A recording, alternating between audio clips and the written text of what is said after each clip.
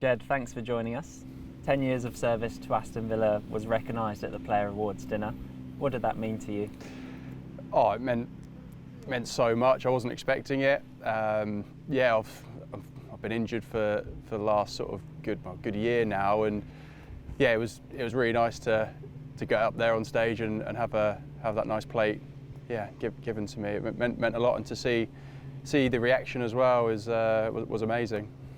Obviously, you're leaving the club in a really good place. How does it compare when you cast your mind back to the club that you first walked into in 2013?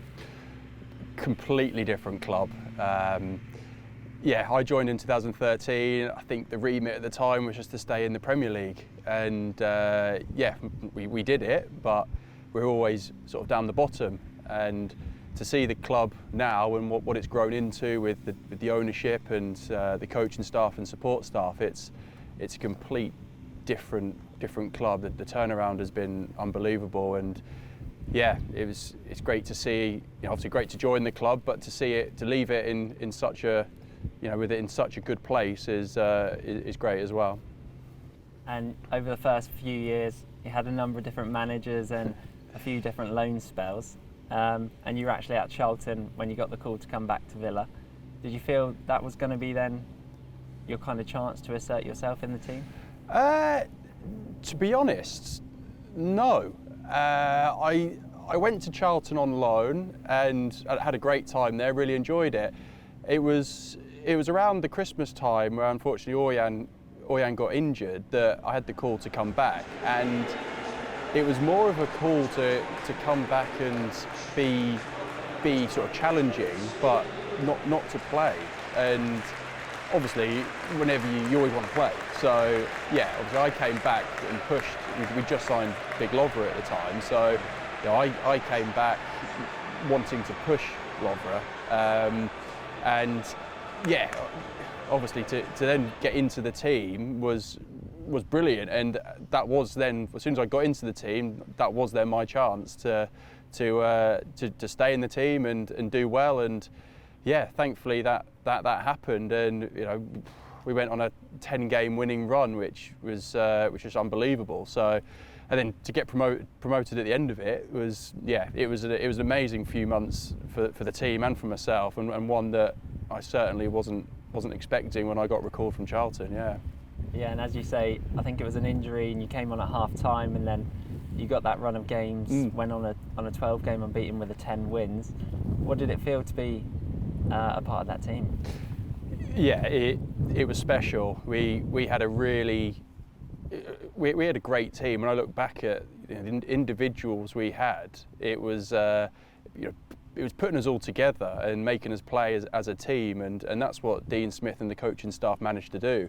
And I remember looking at the fixtures with I think it was 11 games to go, and working out a points per game total that the top 6 pick up, and that we're going to have to, and what we're going to have to do to break into the top 6. And I worked out that we're going to have to win at least 10 games. And I looked at the time and went, that's going to be a big ask. And wow, we beat Derby in the first game, and then we I can't 100% remember the full run, but I remember playing against Nottingham Forest on a midweek and sitting there the next day on a recovery day and looking at having a chat with Jack Grealish, and he said, "You know what, we're going up here."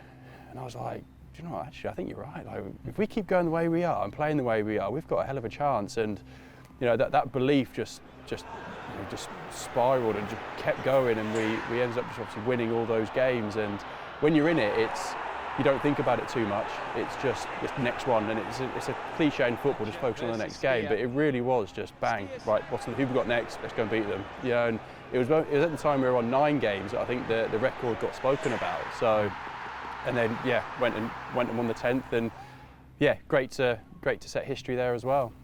And then you took that belief into the playoff semi-finals, first playing against West Brom. In that home leg, you made a great save, but they were some real tough games, weren't they, those two? They were, yeah. West Brom had set up in that first leg to what seemed like to frustrate us, and I think they played 5 at the back, and we found it hard. And they got the first goal, and then that was sort of their job done there, and they sat in and just tried to frustrate us. You know, one of my favourite Villa goals is when the ball got cut back to Conor Hurahan and he smashed it in the top corner. You know, I was right behind it. It was seeing the whole end, you know, go nuts as well. So yeah, two really tough games. That first leg we did really well to turn it around, and obviously with the penalty as well, Tammy scoring. So we knew going into the second leg that it was going to be even harder, you know, at their place, and the atmosphere was hostile. I remember being there on the bus, turning up at the game, and yeah, all the West Brom fans, you know, banging the bus and all that. But that just sort of gave us even more, you know, just an extra 10% to make sure we go and get the job done. And thankfully we did in the end.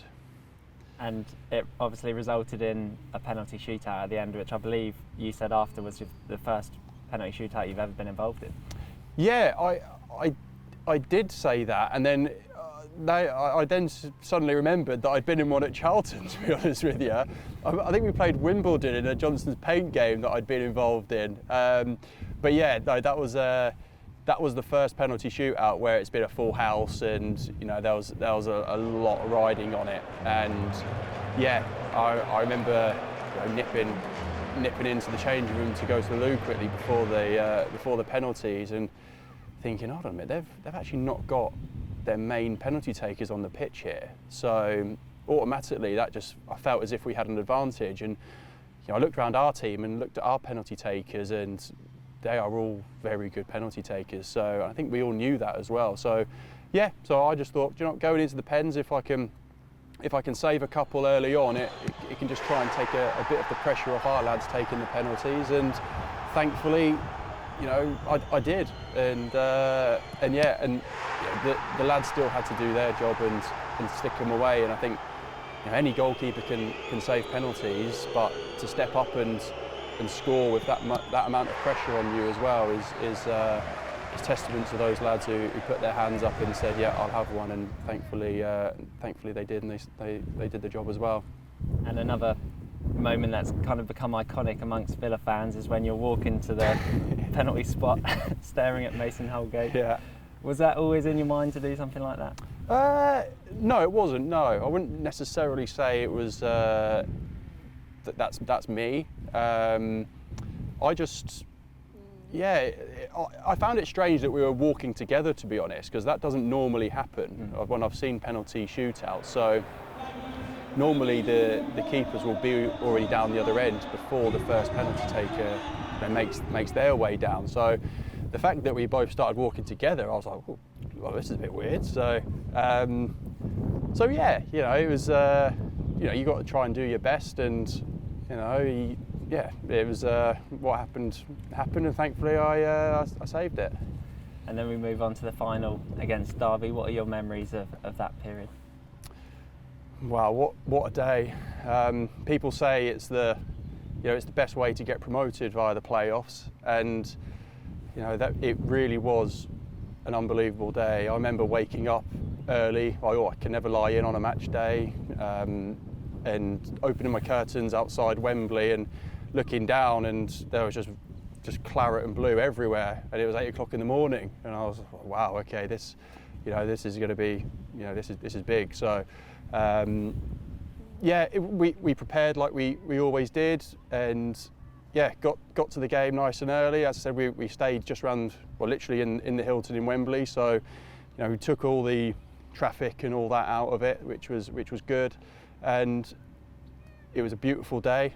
I remember walking around at Wembley before the match and just, yeah, thinking, wow. But what was good was, like, a lot of us had been there the year before as well, and we knew what the occasion was about, and the build-up of it, and you know, the media on the game, and you know, I think that helped. That did help a lot of us. So yeah, when we obviously got the first 2 goals.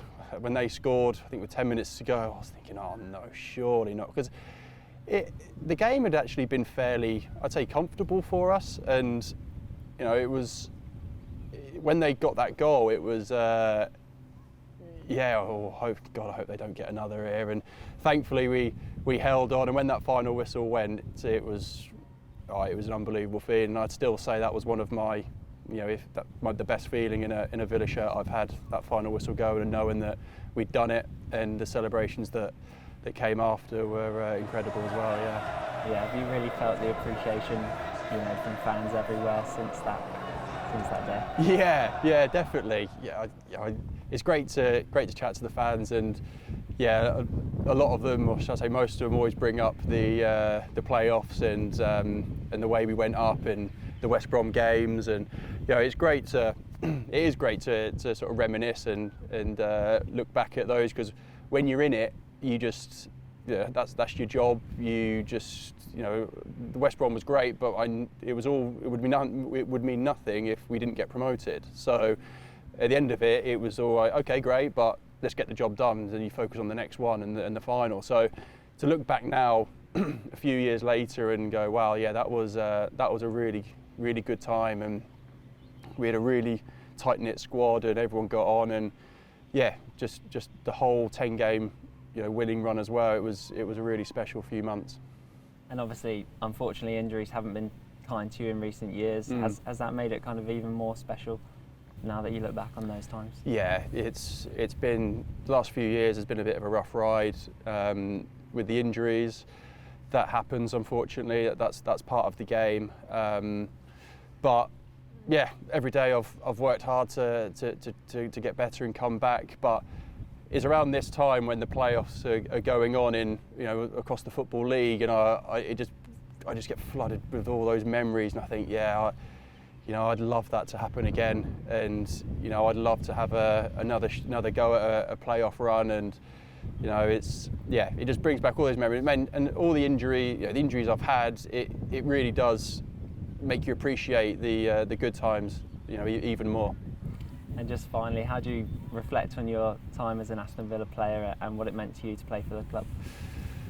It's been amazing. You know, as I said, I joined the club, you know, 10 years ago, in 2013, as a 20-year-old, you know, boy really, and you know, I leave here as a 30-year-old man, and you know, to see the club come from, you know, even in 2013 in the Premier League to where it is today has been a massive change, and you know, it's been a brilliant 10 years, you know, full of ups and downs, and you know, that's football, and did I ever think I was going to be here 10 years? Absolutely not, but I am, and it's been great. So you know, we've been speaking about the playoffs 4 years ago, and at that point we were fortunate. You know, we worked hard to finish 6th in the Championship, and we fast forward it 4 years, and we're now, you know, we nearly finished 6th in the Premier League. You know, and that's how far this club has come in the last few years, and it's just testament to the owners and the group of players and staff that we have here. That, you know, it's been an amazing 4 years, and I really look forward to watching Aston Villa, you know, in the future, and being a big Villa fan, and hopefully one day I can come back and play at Villa Park and see everyone again.